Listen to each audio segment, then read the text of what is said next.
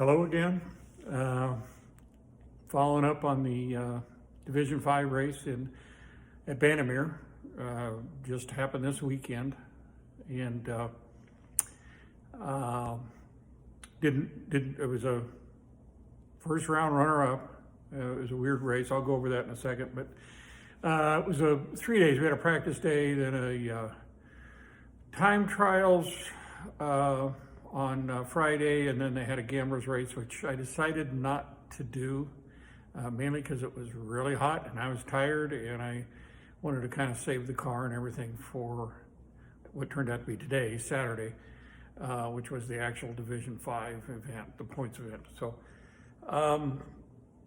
the couple things, I went back to some little bit smaller tires. Went to the 10.5 inch 28 inch versus a 29 11 inch wide, and they were MTs instead of Hoosiers. I really liked them. The car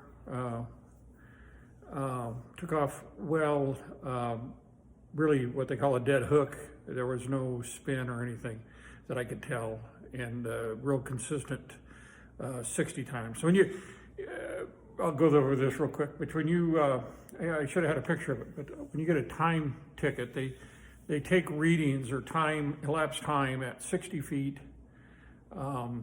at 330 feet, and then at half mile, or excuse me, eighth mile, half of the track, 1,000 feet, and then quarter mile.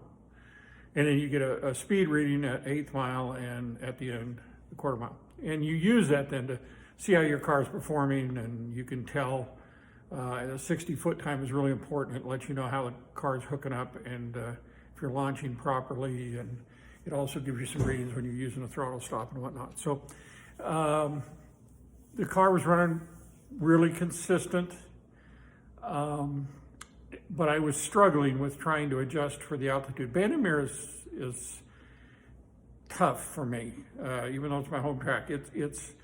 You've got everything from wind.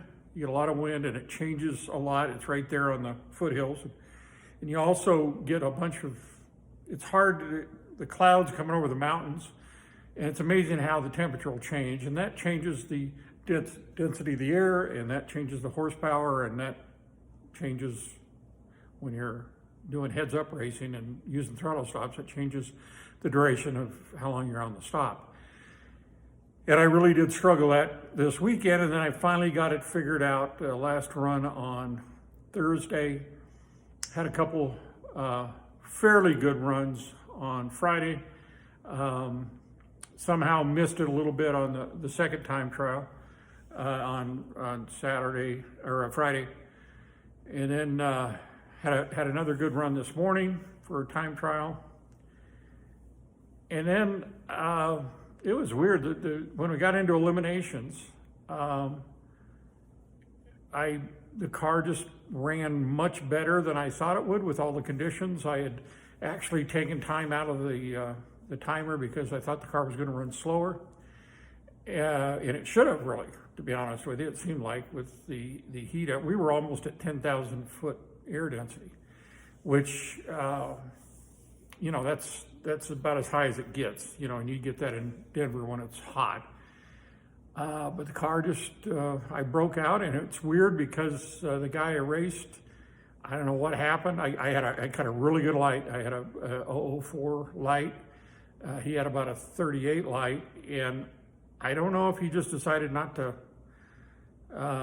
stay in it, but for some reason he lifted, and I was trying to find him in my mirror, because his car is faster than ours, and usually he either goes around us or comes right up to us at the finish line. I did lift. I lifted, but for whatever reason, I broke out, and I broke out by 20-some thou. So I don't know. That was frustrating because we should have won that race. I had a good reaction time. The car really was running good. I just got to figure out how to adjust for the conditions, and that's part of drag racing. At least heads-up drag racing. So, but that had fun.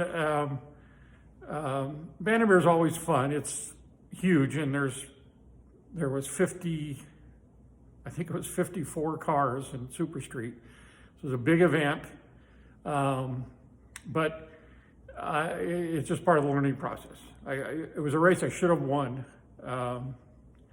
if I learned how to. There was two things that were wrong. I was having a hard time figuring out how to adjust the stop for the conditions I was encountering, and I'm still working on that with the car. You got to make sure the car is staying consistent, which I really think it is. It's just I've got to figure out how those conditions are affecting it so I can, when we get to those elimination rounds where it counts, I can make the proper adjustments. And the other thing is I got to learn how to drive the finish line. I got to, when somebody's not there in the mirror, I got to learn to even throw the brakes on if that's what it takes so that I don't break out or have the chance of breaking out. So anyway, videos are pretty good. They struggled a little bit with one of them where they only had one view and you don't see the cars until it's coming. So there, you'll see the two Friday time trials, then you'll see the time trial this morning, and then you'll see that elimination race, and you'll see I'm racing another Fox body silver, kind of a silver gunmetal gray car, great driver. And I'm not sure exactly what happened, you know, because he was just, for whatever reason, he lifted, and I should have just put on the brakes and slowed down, so I made sure I didn't break out. But and then I think I've got one, I think I've also got one of Tammy's videos that she took, just so you can see a little bit different view of the car. But, you know, I hope you guys are enjoying it. I'm mainly doing this to kind of document what I'm doing. I like to go back through them again, and it's a way to chronicle the races, and you can kind of see what's going on. I don't know how in depth you want me to get with the racing part of it. We'll see. It was a little disappointing because you know, I only had one Division 5 points race, and I did.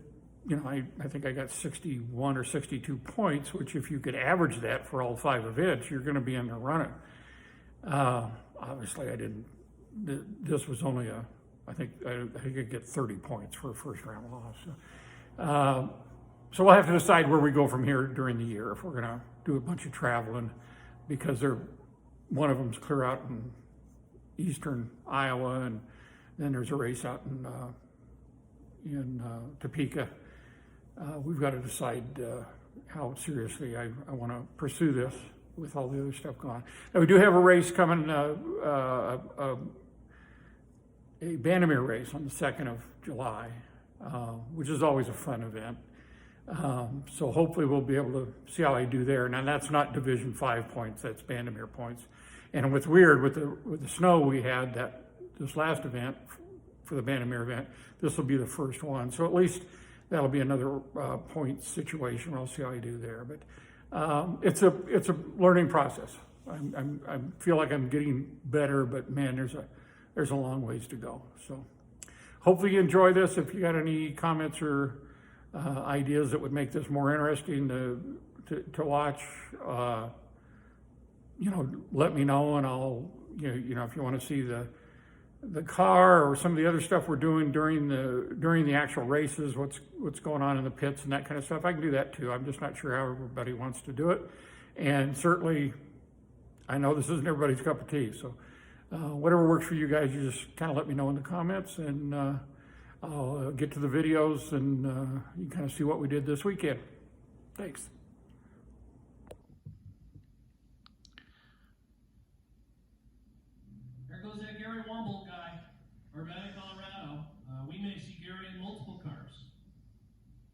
Here today, of course, again, trying to hit that 1150 number, and Randy Helzer is right there, 1149.6. Randy, of course, a regular here on the mountain, if you will, retired pipe fitter out of Milliken. Super Street headed for that 1150 number.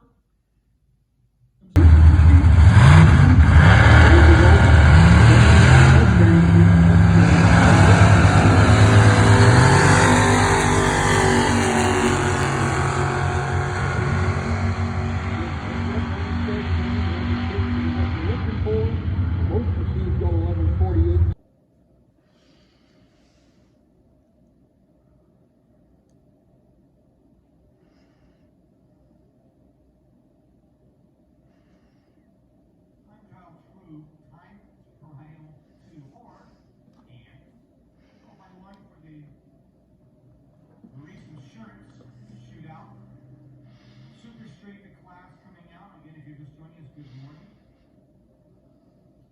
Or if you're in the track and you're farther down, you can sit in the air-conditioned stacker at Ronnie Court Money.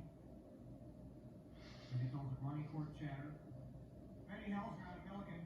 That's a city here in Colorado. 1150 the index, 79 Mustang. Richard Larson of Starbuck, Minnesota. Larson Farms. 90 Corvette. Ford powered motor in the Mustang. Chevrolet powered motor. Corvette.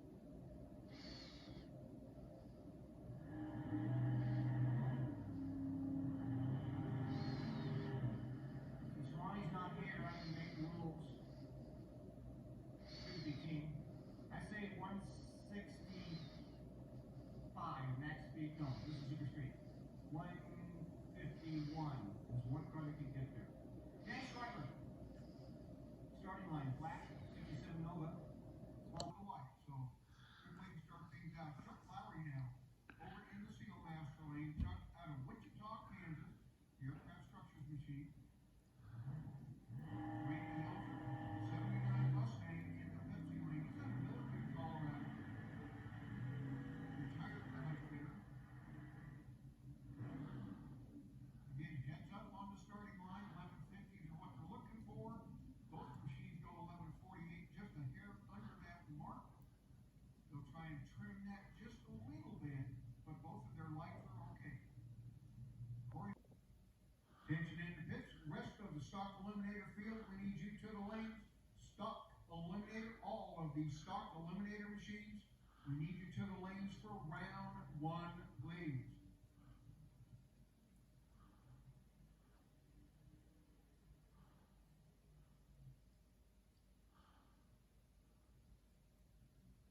Stock eliminator cars, if you would gather on the east side of the staging lanes for pairings, please.